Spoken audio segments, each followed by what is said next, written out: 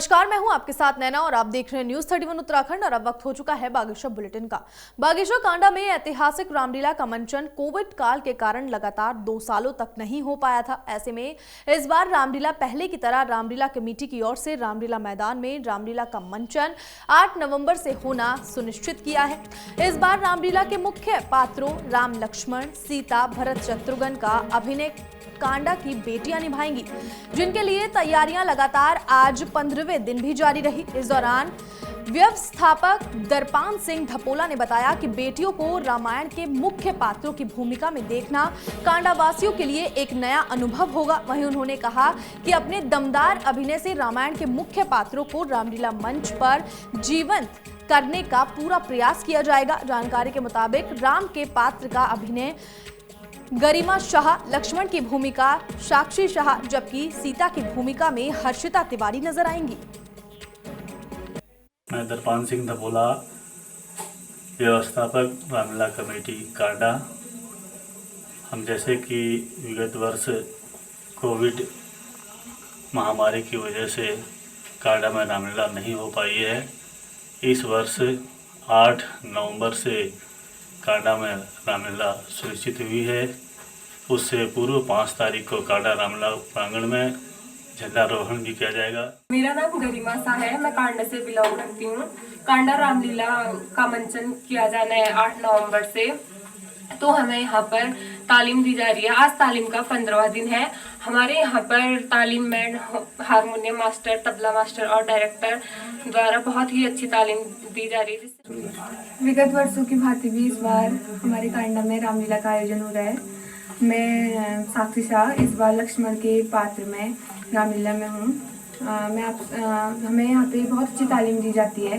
हमारे डायरेक्टर साहब, हमारे तबला मास्टर, हारमोनियम मास्टर, जिनके द्वारा हमें बेहतरीन तालीम दी जा रही है, जिसके द्वारा हमें बहुत कुछ नई चीज़ें सीखने को मिल रही हैं।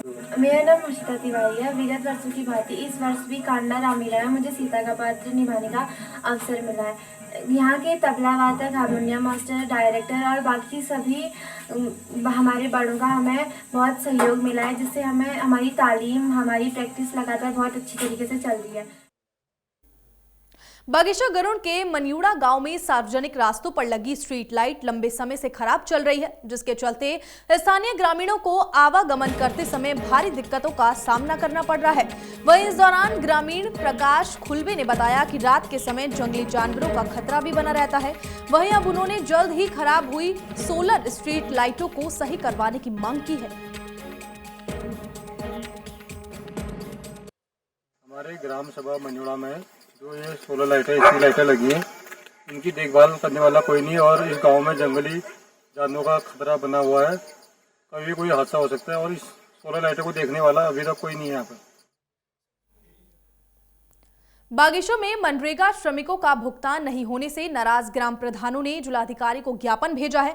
इस दौरान उप जिलाधिकारी के माध्यम से भेजे ज्ञापन में ग्राम प्रधानों ने कहा कि यदि 23 अक्टूबर तक श्रमिकों का भुगतान नहीं किया गया तो ब्लॉक ऑफिस में तालाबंदी की जाएगी। वहीं लश्कर खेत के ग्राम प्रधान प्रदीप राठी की अगुवाई में ग्राम प्रधानों ने कहा कि मजदूरों का भुगतान नहीं होने से मजदूर काफी परेशान है। वहीं अब उन्होंने जल्द से जल्द भुगतान की मांग की है।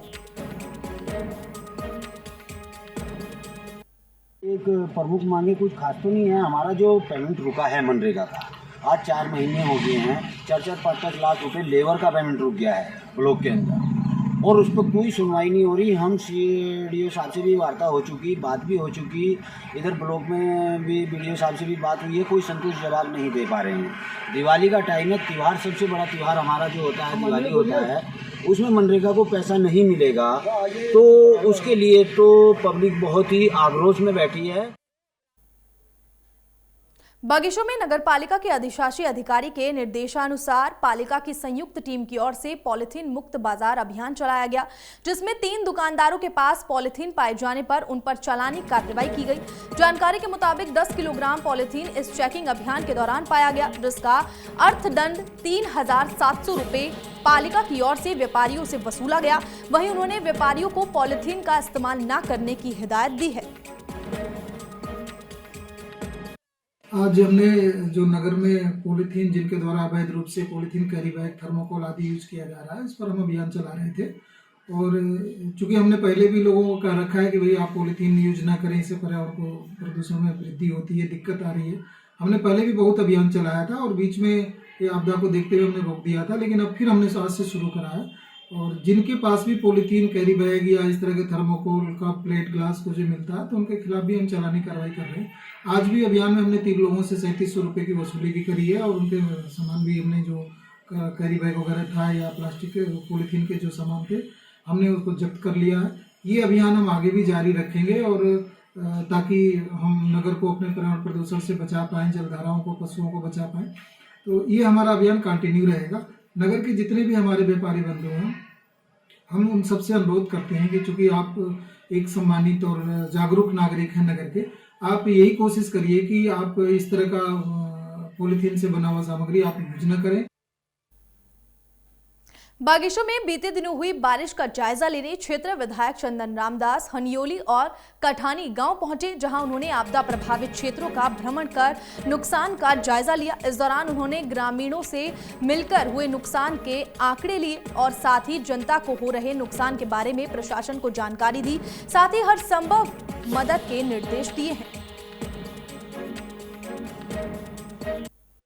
आज मैंने पगना, कठानी, हनियोली, सिमतोली, चंदबोड़ी तक क्षेत्र का भ्रमण किया है और रोड की स्थिति बहुत गंभीर है। बहुत जगह रोडें नीचे कलमठों के साथ टूटी हैं, धंसी हुई हैं और चंदबोड़ी से आगे पूरी रोड बंद है। और जो रोड का पानी है उसके कारण हनियोली के 5 मकानों में बहुत ज़्यादा नुकसान हुआ है। किसी का किचन टूटा है, किसी का आंगन टूटा है, किसी के घर में मलबा भरा है।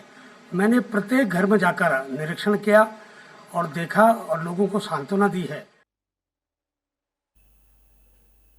बागेश्वर में बीते लंबे समय से पेट्रोल को लेकर लोगों में हाहाकार मचा हुआ था। दरअसल बीते दिनों हुई बारिश की वजह से सड़कें टूटने की वजह से पेट्रोल और डीजल की गाड़ियां जिले तक नहीं पहुंच पा रही थी, जिससे लोगों को पेट्रोल और डीजल की किल्लत का सामना करना पड़ रहा था। लेकिन बीते दिनों से जिले के आसपास के पेट्रोल पंप में तेल मिलने से लोगों को काफी राहत मिली है। जानकारी के मुताबिक बागेश्वर कांडा रोड स्थित petrol pump, Garur Ghagar petrol pump और पेट्रोल पंप में तेल मिलने से लोगों को काफी राहत मिली है।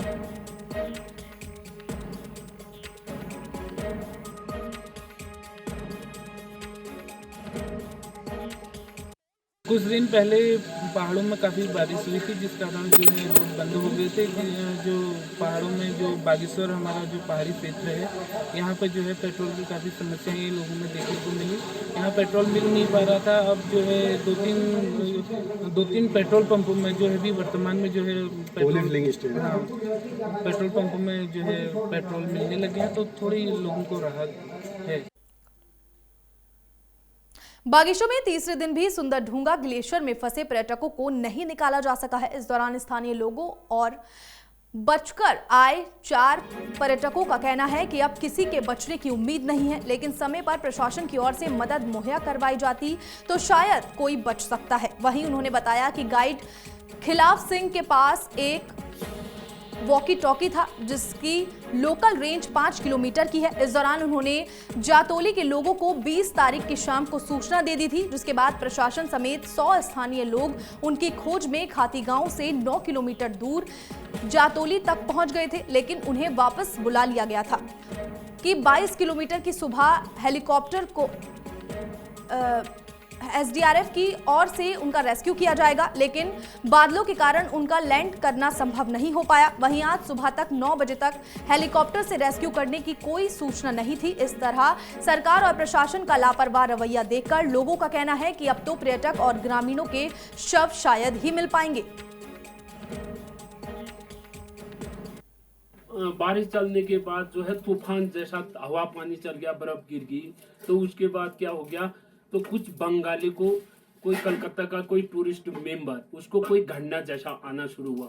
फिर हमारे पोर्टर लोगों ने क्या किया, उसको पानी पिलाया तो थोड़ा सा ठीक था। उसके बाद क्या किया, उन लोगों ने दम छोड़ दिया। दम छोड़ने के बाद मेरा भाई खिलाफ सिंह गाइड था, तो उसको थोड़ा हार्ट अटैक हुआ, पता नहीं क्या चीज़ हुआ, इन्हीं पोर्टर भाई को पता है। ये सुनाडुआ जो ग्लेशियर है उसमें पश्चिम बंगाल के 5 पर्यटक, इनके साथ हमारे यहाँ के लोकल गाइड एक और इनके साथ 4 पोर्टर यहाँ से निकले थे। 12 तारीख को जातौली से उन्होंने कठिलिया के लिए मूव किया था। उसके बाद उनसे संपर्क नहीं हो पाया है इस बीच। तो 17, 18, 19 को भारी बारिश और बर्फबारी हुई।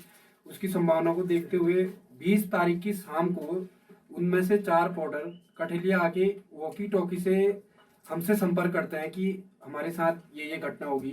बड़े खेत के साथ अवगत कराना पड़ रहा है कि सुंदरढूंगा ट्रैक पे आज 4-5 दिन हो गए। स्थानीय हमारा जो पोर्टर है और हमारे गाइड हैं वो सब वहाँ पर फंसे थे, जिसमें से पोर्टर यहाँ पर निकल गया और बंगाली पर्यटक और गाइड की वहाँ पर मृत्यु होने की खबर हमको मिल रही है।